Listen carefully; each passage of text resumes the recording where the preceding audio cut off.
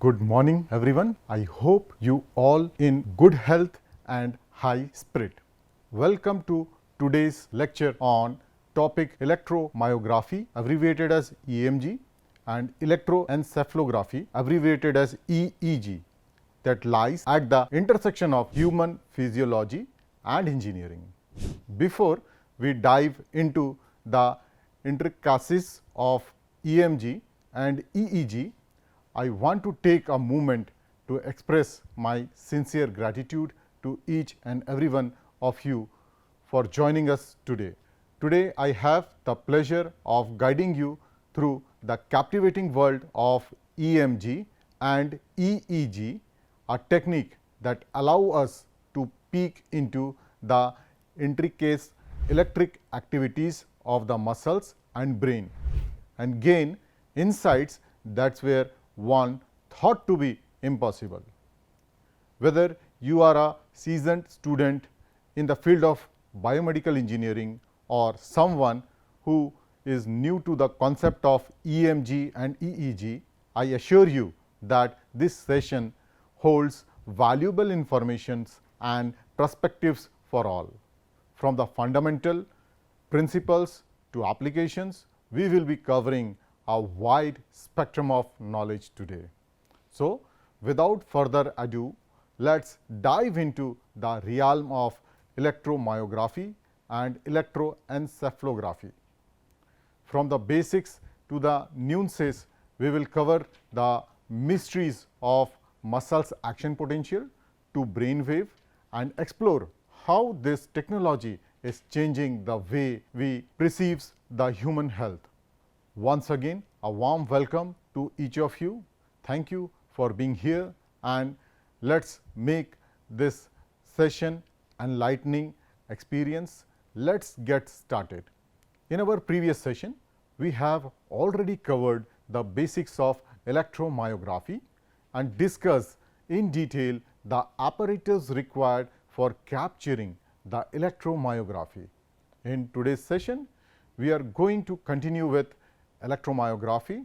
In this, we will be covering the topics motor unit structure, characteristics of EMG signal, types of EMG and applications of EMG. In electroencephalography, we will covering what's an electroencephalography EEG is, highlighting the importance of EEG in understanding brain functions and diagnosis neurological disorders.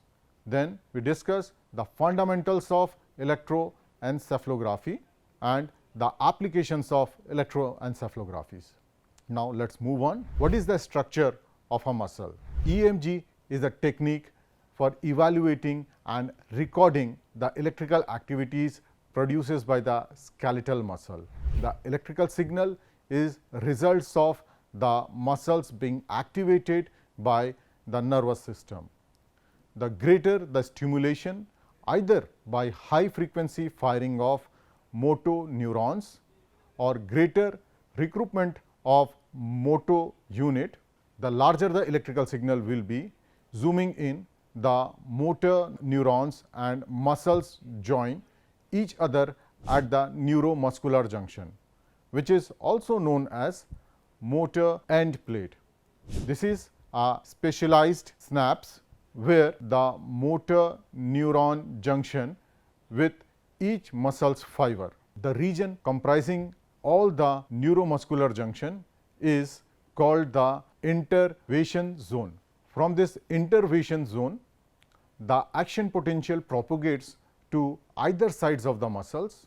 If we zoom in at microscopic level, a motor unit comprises motor nerves and the muscles fiber, that is the intravased.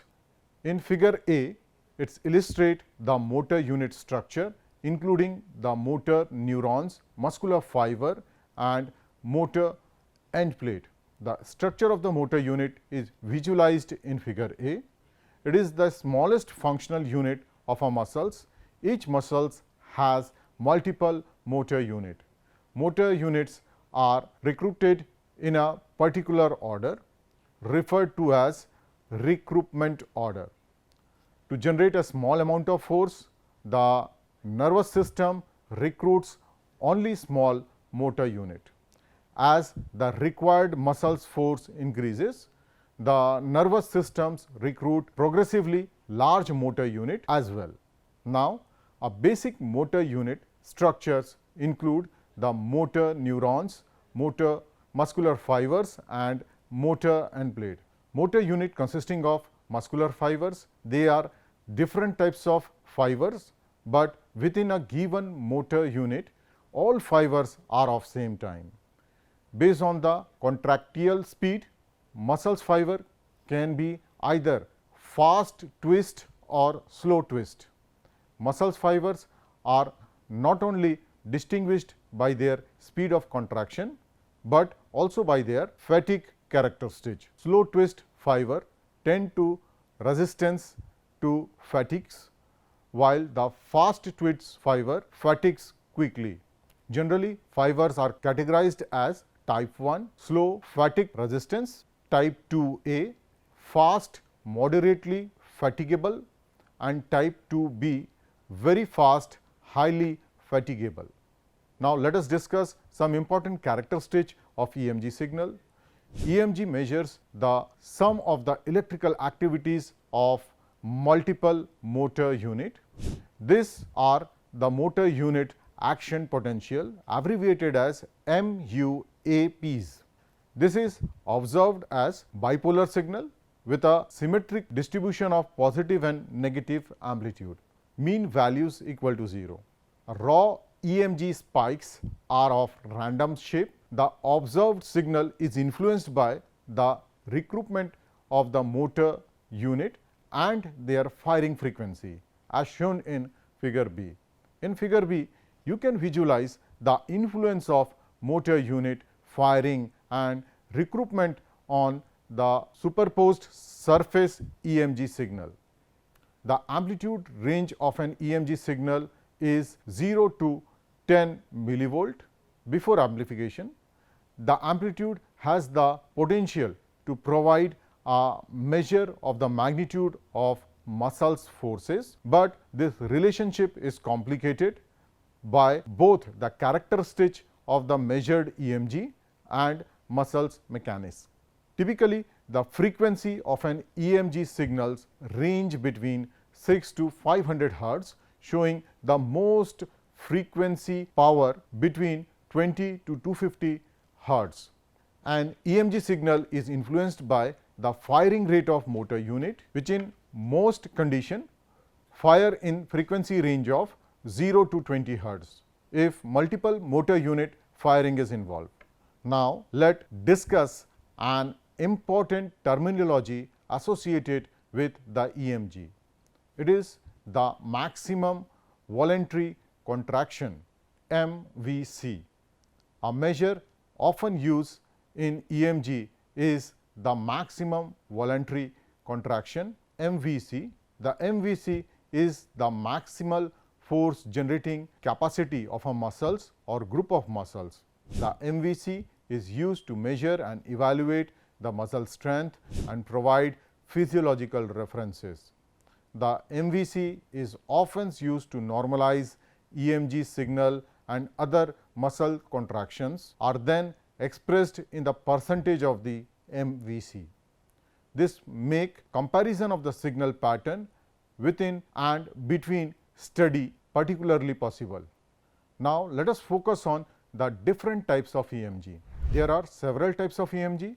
The most important one are surface EMG, abbreviated as SEMG, high density EMG, abbreviated as HDEMG, and needle EMG. They differ in the placement of electrode and number of electrode used, and therefore, in the data obtained. One of their difference is the scope of the technique. Figure C illustrate the scope of various EMG techniques.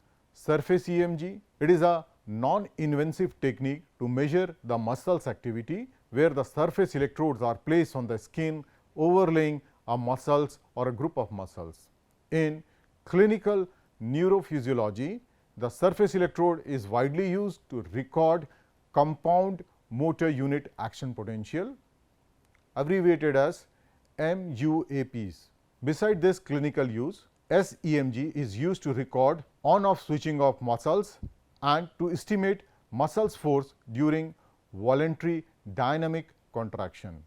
SEMGs consisting of single bipolar muscles form two electrodes placed on muscles. These techniques do not allow for single motor unit information and proper data quantification is needed, especially when the simultaneous recording from multiple electrodes need to be interpreted. Now, let us talk about the high density EMG, abbreviated as HDEMC. It is a non-invasive technique to measure electrical muscles activity with multiple more than two closely but evenly spaced electrodes overlaying a restricted area of the skin. High density EMGs, HDEMG, is a non-invasive technique to measure electrical muscles activity with multiple more than two closely but evenly spaced electrode overlaying a restricted area of the skin. The configuration of the electrode can be either in a linear array or in a two-dimensional matrix. Beside temporal activities, HDEMGs also allows spatial EMG activities to be recorded, thereby expanding the possibilities to detect new muscles characteristics, especially the evaluation of single motor unit characteristics. The last category of EMG is the needle EMG. For needle EMG, the electrodes are inserted into the muscles. The electrode are mostly used to evaluate motor unit function. Single motor unit information can be recorded rather easily with needle EMGs because the distance between the active muscles fiber and the needle electrode is small. As needle EMG records signal invasively, the signal characteristic and thus the amplifier requirement differ quite significantly from the regular surface EMG measurement. Needle EMG only record activities from a small area of the muscles.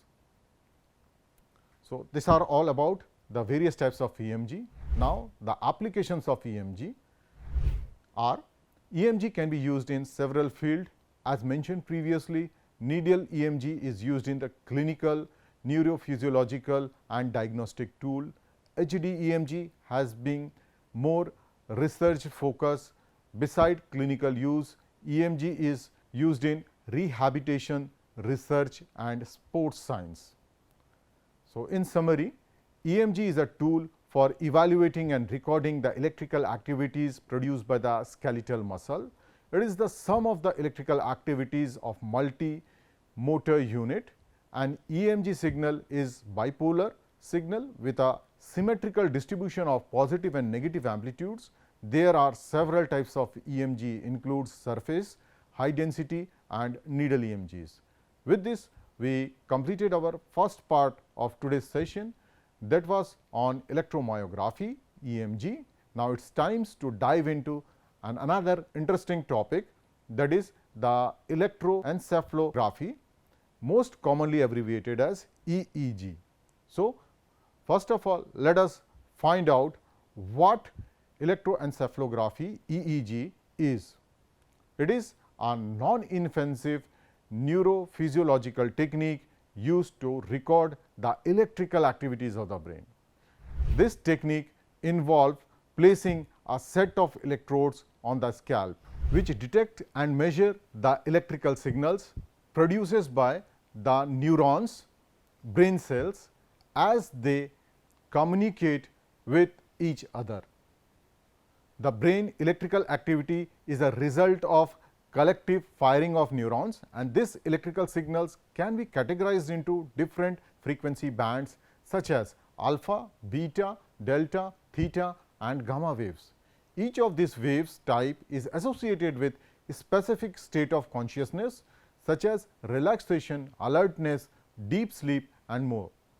EEG is valuable for studying brain functions and understanding various aspects of cognitions, emotions and neurological disorder. It is commonly used in both clinical and research setting. EEG recording provides a real-time information about brain activity and can help identifying abnormalities, diagnose conditions like epilepsy, monitor changes during sleeps, assess cognitive functions, and even enable brain-computer interface technologies.